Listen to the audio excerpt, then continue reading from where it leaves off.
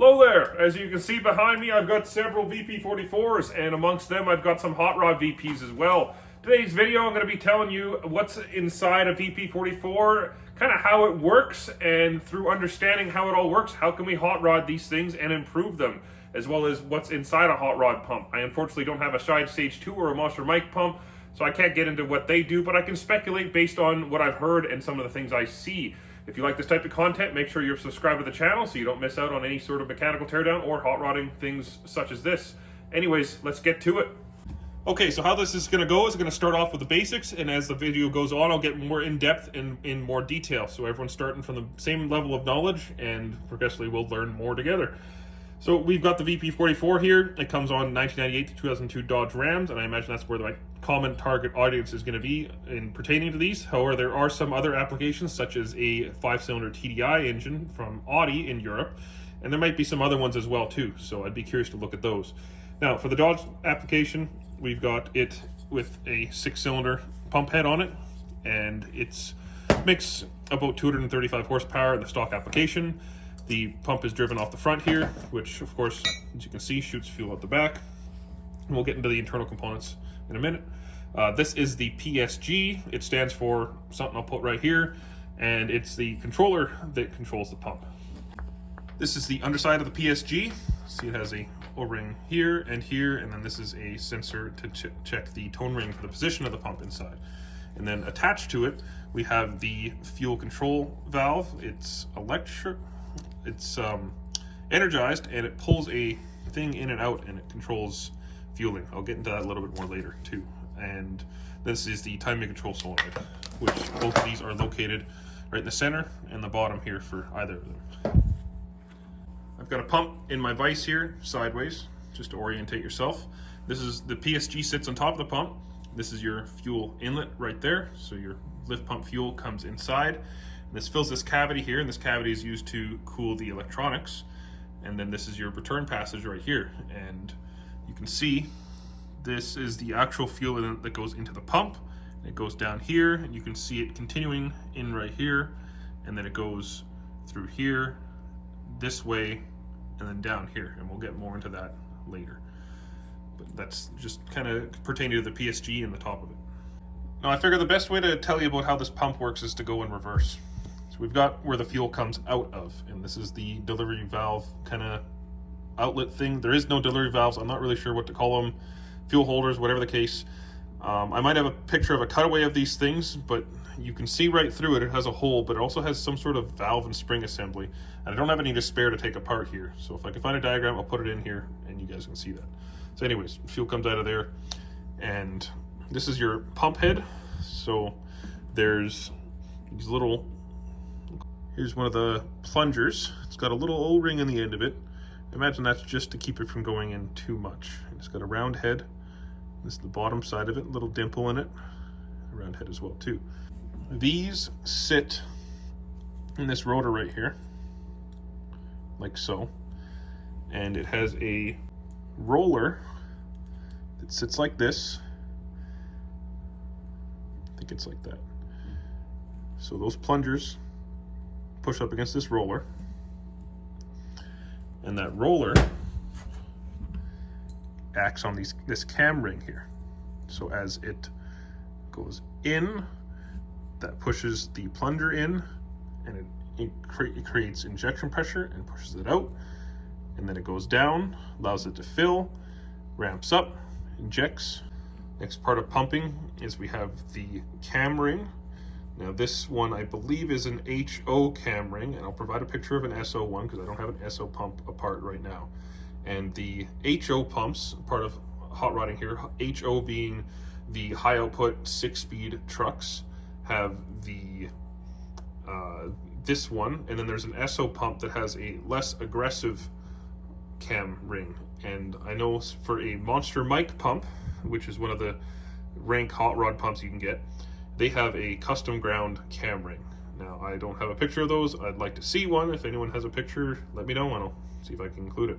So I've got two pump heads here. We've got an HO and we've got an SO pump head. Now, the main difference between those is the little plunger size. So I've got a micrometer here.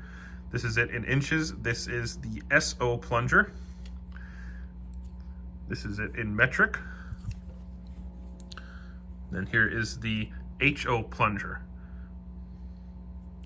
And then back in inches right here. So I'm trying to show you guys, but it's really hard to see. It's not a huge difference. So one of the hot rod things that manufacturers will do, such as Scheid and Monster Mike, is they'll go to a larger one of these. I don't know how big. I haven't been able to get any sort of information on that. You know, even just an 8mm or 8.5 mil would be a good jump up, and it seems like there's a good bit of meat left here to be able to do it. Now, a common conventional like hot rod pump will take the SO pump head and they'll take the HO cam ring, and that'll supposedly gain you some low end, but the top end doesn't change. I'm kind of curious about that. Like, why would not having a different cam ring and a larger plunger not make more peak flow? And maybe the end restriction of these pumps is just the plunger itself and not so much the ramp rate and fill rate of the cam plate. So if you were to go and make your own kind of hot rod pump and modify these things, maybe just run the cam ring that it has and try and work on some R&D with developing a larger plunger. So a major component of the function of the injection pump and a major failure point is the timing piston here. And this piston has a notch in it, which this cam ring rides in, and it's actuated by fuel pressure and the solenoid. And I imagine the solenoid, I only know so much here from what my research is, and the solenoid must regulate fuel pressure to this piston in some way, which rotates it left and right. And supposedly this is kind of where running a tuner can wear a pump out more, is if you get really large timing swings over time, it's just wears a pump out faster than if you have, say, stock tuning and it, you know, just does just little adjustments here. So that's something to keep in mind. And you can see on this one, it's got a DLC coating, which is a diamond-like coating on it. You can see where the wears happen over time. You can buy new ones of these, and I haven't tried it yet, but there is potential that you could replace this yourself. However, there is a stainless steel sleeve inside here.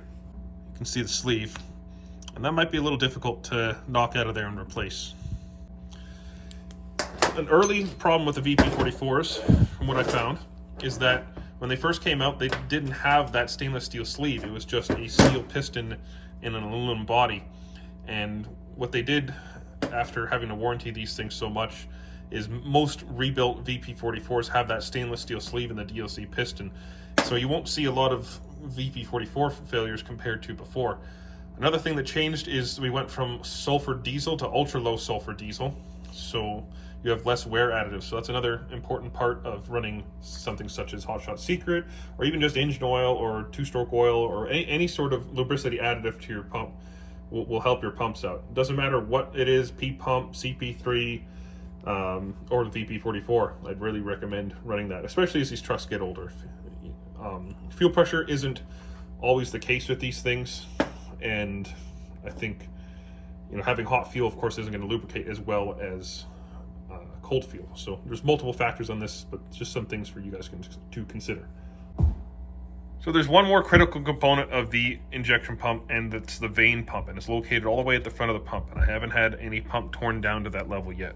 So this pump right here is my other hot rod pump, and I'm in the process of tearing it down here, and this one wasn't spinning nice, but it spins nice now, so I'm not really sure what the deal was with it. So behind this bearing is the cam ring, and then these are the rollers and the little buckets here. They look like this when they're removed and they spin. So I'm going to push this one in here and I'll spin the pump. You can see it goes in and out, and that's what pushes on those plungers in the pump. So if you're ever spinning the pump and you hear it go make a little tick noise, that's the noise you're hearing, is these suckers. Now, I don't think there's anything worthwhile hot rodding those guys. They're just a functional component.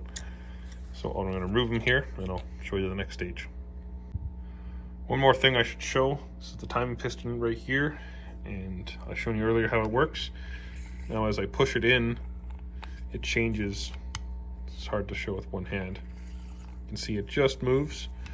So that timing piston rotates the ring, and that changes the start of injection or end of injection. That's how it retards or advances timing. Okay, the pump's torn pretty well down. I'm going to uncover the Vane pump next here, but just so you can see things, this is the shaft for the pump. This is the floating kind of tone ring thing here, holding the sensor. This is where the plungers sit. No real improvements to be made with this. The bearing, this is some kind of retainer thing here for the back side of the plungers. Now out here, I'll pull the Vane pump out and we'll take a look at that. Okay, the pump is torn down pretty well, as much as I can go with it. I'm gonna give it a good little clean here for reassembly. So this is the inside. I'll go into that in a little later here, but with the Vane pump, this is I believe the word's concentric ring. You can see, smaller here, bigger here, and that stays bolted in the pump. Here's the Vane pump for it, just a little keeper and a spring.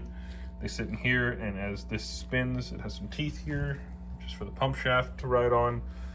They compress and contract, and this Vane pump takes your 23 psi or whatever fuel pressure and puts up to, I think it's like 200 to 300 psi.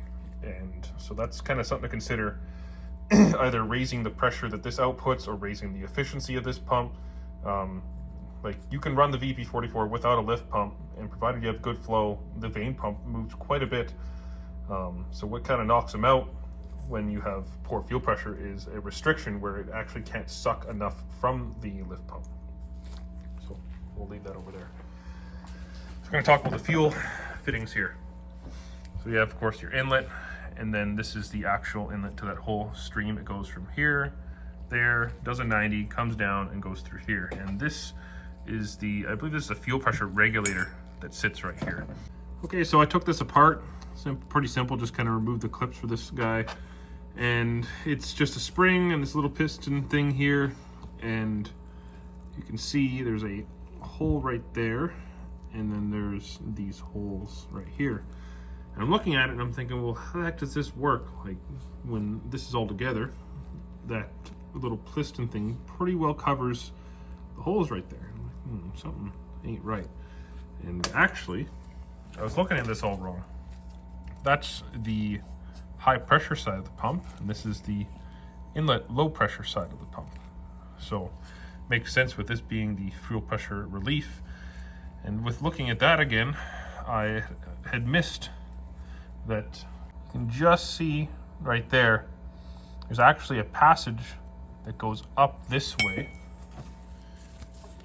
It likely tees in here and goes this way with the feed. So that's how the feed goes down and then does a straight 90-degree, and that's how you get lift pump pressure to the Vane pump. And there's another one going down, which is right here, and it leads to the timing piston bore. So as a dual feed kind of idea, if you drilled and tapped this right here, you'd have a direct shot at the Vane pump inlet. Now, for whatever that's worth for its gains, I'm not sure. As a 1/4-inch line, it should flow enough, but who knows when you're spinning, 3,000, 4,000 RPM, if it could use every little bit it could get. You could maybe chamfer this to assist in supply for the lift pump, but I'm not sure enough about that. And this passage right here goes right there. So now, in understanding that the top one is the high pressure feed, we can look at that port right there. And I don't have my flashlight, but this goes straight down. So we can see the casting right there. Casting goes straight down to here. And then, so this would be your low pressure right there. This would be your high pressure. So your high pressure also crosses somewhere around here, but it goes to the back of the pump out this hole right here. So we can see that there's some grooves in this. So the hole we're looking at is this one. So this is the out part. It's the first hole groove. This is the first hole, which is this one right here. This is the second hole. So this would be the cavity that high pressure fuel sits in.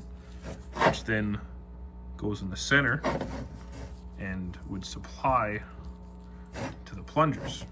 Now, how the internal pathing works for that, I'm not sure quite yet. And then that would mean that the closest one right here is the return circuit. So any excess high pressure fuel goes in this hole, like that, and then right out your return. And you can see this with the Vane pump, with even just spinning the pump over, see with a drill and having the fuel supply filled, that this will output far more fuel than what you're supplying it. Like you're utilizing the Vane pump. So just at idle, without this thing even running, the Vane pump, with it spinning, the Vane pump is sending high pressure fuel to the pump and it's returning out the return here. Okay, I took it apart even further and I have more questions, but maybe you guys can figure this out with me. So I took the plunger apart, this is what it looks like, and plunger holder, whatever you want to call it. So that hole right there leads to this hole right here for the return side. Then we've got a hole here for the supply. Roll it up, comes right there. Each one of them lines up. So it seems it has kind of section to it. So we're going to go to this piece, which again inserted in right there. We've got some grooves. Now you can see that one right there. That's going to be a return. I'm going to cover it. There you go. This is going to be a supply. 1, 2, and 1, 2, 3. 3 supplies. And then for the return, just one for the return. Okay, maybe you guys can help figure out, some pump guy can chime in on how this all kind of works. Now, I believe the solenoid moves this up and down or manipulates it in some form on the back of the pump. Now, what I can deduce is, let's say the pressurized fuel comes out of this orifice here, and this rotates, and this is your return, so it must. Now, let's say this slot lines up with the holes in the pump, which lead to the delivery valve output. It must come in, fill this passage, and then you have your window of injection. So it's fill, fill, fill, fill, fill, stops injection, and then this is return, return, return, return. So it returns the fuel until it comes around again and back to injecting again. So you could look at that. It's like, sure, you can up all your feeds and everything like that, but that is your end restriction right there. So either we increase the volume that can flow, or you can possibly increase the length of this slot to have more time to inject. This is some speculation here. Let me know what you guys think. I'm talking pretty slow because it's taking a lot of brain power to think about how this all works. Still haven't really figured out this guy. He might just be another extra return, something like that. Also, there's this itsy bitsy spring that goes inside here and sits on the end of this guy. And with him in here, and there's this guy and that guy.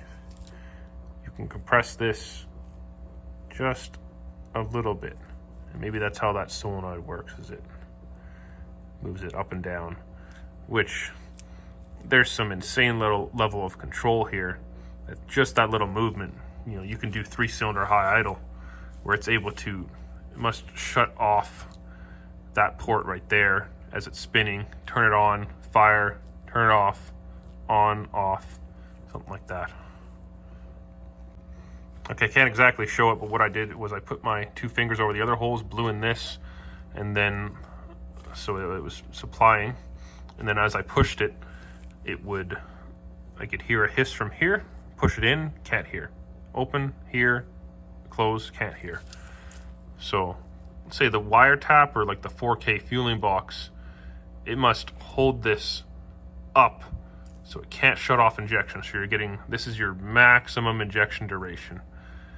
And it must be that, let's say you're at idle, it's going to be almost closing it off. So it just has, it's supplying, shuts it off, injects. So some further poking and prodding. This passage right here goes right there, which we've established this passage is the supply from the high pressure Vane pump. I put in the top piece.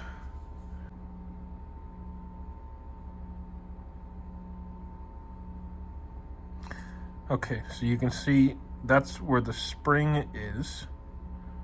And you can't quite see it, but on this, it's in this cavity right here.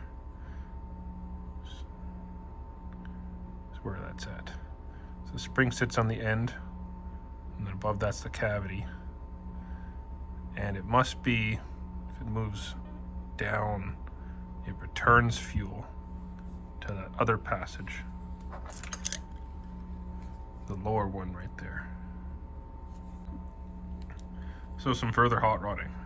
In understanding that the supply to the plungers goes this way into this chamber, I measure this at 564, which is about 74 thousandths of an inch.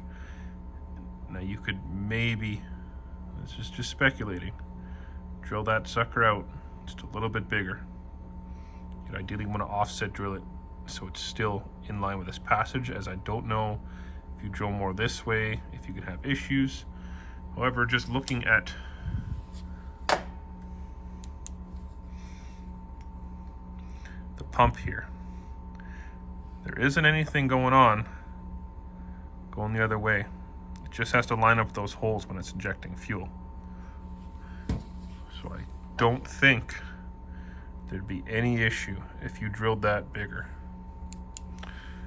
That'd be your end restriction, like the greatest restriction would be that, and then after that you'd be getting into the hole that leads to these delivery valve holders, and I have no clue how you'd get those bigger, because I can't find, like, these are straight and they must take a 90 degree at one point, and I can't see anywhere that lines up with how these go down. So I don't know how they did that, and I don't know how you could do that unless you could remove this, or this is a two-piece kind of assembly or something like that.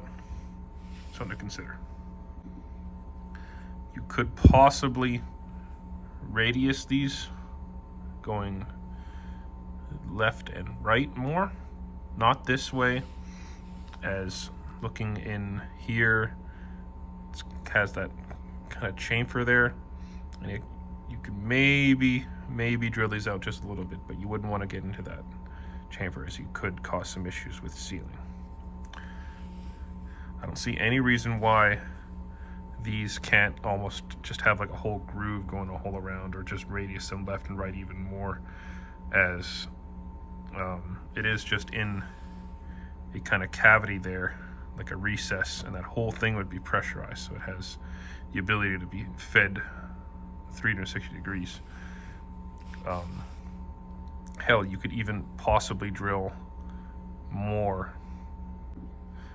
And considering that only one of these has a supply that goes to here, you're going to have adequate amounts of fuel between the three of them, and it's just going to be this one guy right here is going to be the restriction leading to there, and that's where the injection happens. So I think that about covers the pumping section. The last thing I haven't touched on is just the PSG itself and how it kind of pertains to all this. So this is a computer that takes in the position of the pump and the data from the engine, and when you put a tuner on, it tells it, okay, hold this open a little bit longer, shut it, things like that. So something that a lot of guys are having trouble with is that the factory computer doesn't want to go past 3600 RPM, and it just kills fueling. And I imagine how the infamous Redline Unlimited box goes is it just puts straight power to this sucker, and it holds that solenoid in, so it's just doing the maximum amount of injection duration, like it's all the pump can output. And I imagine that's done with the wire tap. It's possible you can make a redline box by just holding this sucker wide open, putting full power to it. There's one guy with WP Performance, I believe, and he's using a standalone ECU from Iceland to try and bypass the PSG and just control the timing solenoid and this center fuel solenoid with that. So you have no more PSG restrictions. And that's still kind of in development. So we'll see how he comes out with that. Apparently it's quite difficult to control this, and it's not as simple as just putting a certain amount of voltage to it. I can't say any more on that. That's pretty much what I know and what I'm kind of sharing with you guys. There's one other guy that was looking at using chips from European VP44s to possibly have the pump rev higher and not restrict itself. So maybe there's some science to hacking the actual PSG itself, or there's bypassing it. So those are two more roads to performance, or working out some sort of box to bypass this redline box. I'd love to try and recreate a redline box. If you have a redline box and you can send it to me, I'd love to deconstruct it and possibly recreate it if possible. Well, I hope you enjoyed the video. I don't know about you, but I left with more questions than answers, and what I thought would be a simple thing to hot rod might be a lot more involved. Yeah, we'll see.